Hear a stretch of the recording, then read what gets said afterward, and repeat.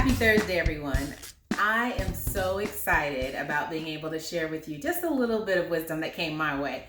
So one of my friends was about to turn 30, and shout out to her, whoop whoop.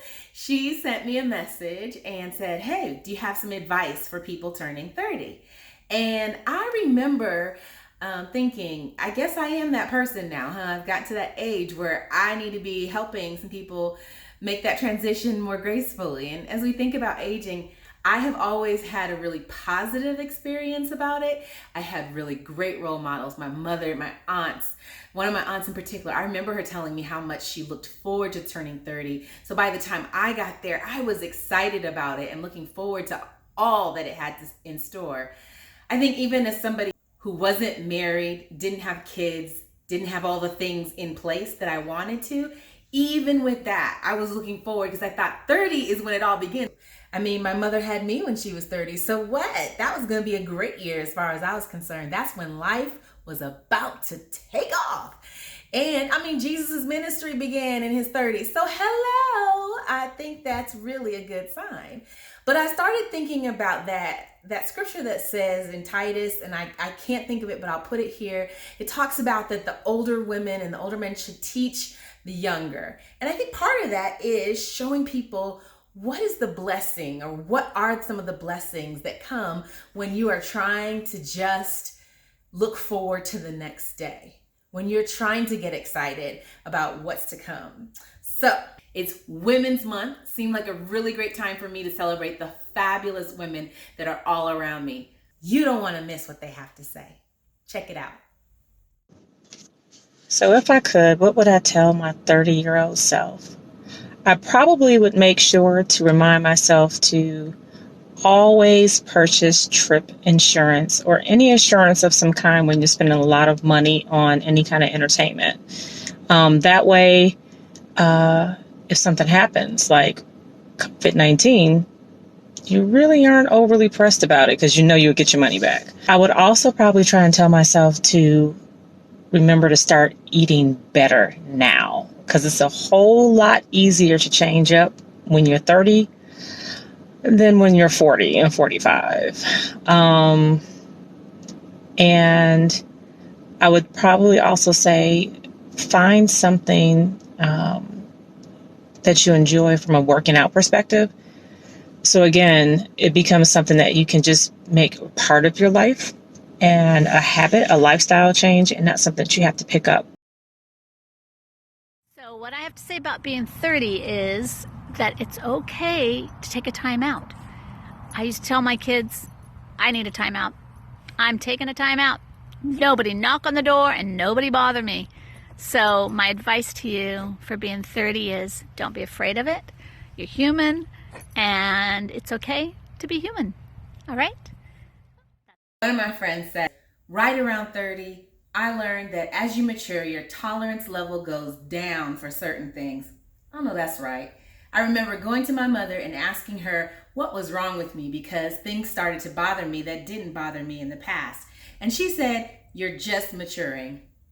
I learned to not be so hard on myself. And at the end of the day, everyone won't be happy about your good news, but someone will. So focus on those people instead. That's great advice. Go ahead, Carrie's mama. When I was 30 years old, I had gone to my grandmother's and I was very upset because my oldest daughter was mad at me and she said, you always want me to be perfect. And so I was sitting at the stool at my grandmother's knee and I said, Grandma, why am I so critical of my kids? I'm a pain. They don't like it. She said, sometimes you can have the most beautiful baby and they can be wearing the prettiest outfit and just sparkle. She said, but then they go outside to play in the dirt and they get a runny nose. And so they have snot running into mud and they've got it wiped all over their face and they just are dirty and snotty. And a stranger will look at them and they don't look at them with love. They look at them critically. And all they see, they don't see the heart of your beautiful baby. They see the snot and the mud. And it has been a life's pursuit of mine to make sure that I look past the snot and the mud in everybody. I hope that everybody that I run into, that I see their heart and not the snot and the mud. Because I don't care. When we get to heaven, there will be souls with hearts that obviously lean towards God. And to me, that's the important part. So try to look past the snot and the mud and see the heart in everybody. God really bless. good sister friend of mine said, my beauty tip, don't sleep on your side and be proactive with skincare customized to your skin so you can be flawless. That was my addition. And then her life tip, she said, kindness and grace are the best ensembles that you can ever wear. Go ahead, Brandy. I am not mad about that. Kindness to others and grace to stay peaceful when life pushes you down. That's gonna happen a lot. She done made me cuss. I would like to just share with you the greatest gift I've learned with my life. It's actually a lesson I learned from this book by Don Miguel Ruiz. Ruiz talks about 4 agreements, and these agreements I have learned to make a permanent part of my life. They are easy, they are simple, and they are simply amazing. Agreement number 1, always be impeccable with your words. Consider the words that are coming out of your mouth. Make sure that you live your life using words, again, that build up and do not tear down. Words that encourage, motivate, and empower, not just others, more importantly, yourself. Agreement number 2, don't take stuff personal. Stop making life so serious. Stop taking life so serious. It really isn't that serious. Don't take stuff personal, because when someone does something that offends you, I promise you 99% of the time, it has absolutely nothing to do about you. Make sure that you always stay control over your life, because it's your life.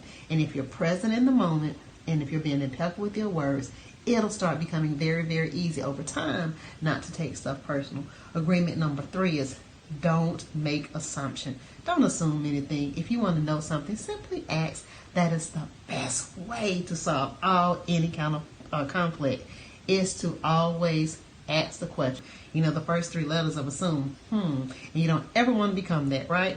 And so the 4th lesson that I have learned in my life that I'm going to carry with me forever is to always be the best Paula I can be. So to your 30-year-old self, always be the best you can be. Can't nobody ever beat you being you. You are made, created in the image and the likeness of God, and He made you uniquely you. There is something that only you can do in the universe. Find your own truth, be true to yourself, and always be the best you can be and being it. How about that? I know for me, what I would tell you is just do you. Find your good lighting, always be present, and just live life out loud. That's my word to you. Big thanks to all who helped me with this. I really appreciate you sharing your good thoughts, and I know that there's somebody out there who heard what you had to say and is taking it on board. I know I did. I'm going to take it not just in one ear and out the other, but I hope that it'll help me to just do better and better and get gooder and gooder, like my old pastor used to say. Hey, have a great day. Have a great week on purpose.